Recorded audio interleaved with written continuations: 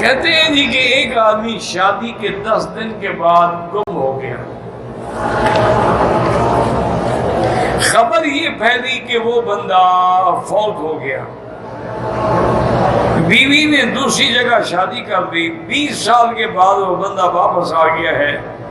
میرا بھائی گزارش یہ ہے، اسی لیے دیکھیں نا، میں ہمیشہ آپ سے کہتا ہوں کہ امام ابو حنیفہ کی جتنی نظر ہے مسائل پر وہ کسی اور ائمہ کی نہیں ہے.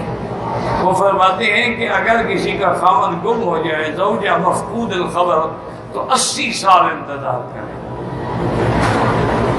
کتنی بڑی بات کی. مانا کیا ہے یعنی دوسری شادی نہ کرے. 80 سال کے بعد کیا رہے گا اس کے بعد باقی شادی کرنے کے لیے؟ نہ دانت بچیں گے نہ بال بچیں گے. خود دادی بن گئی ہوگی، شادی کیا کرے گی؟ مانا یہ ہے کہ شادی نہ کرے.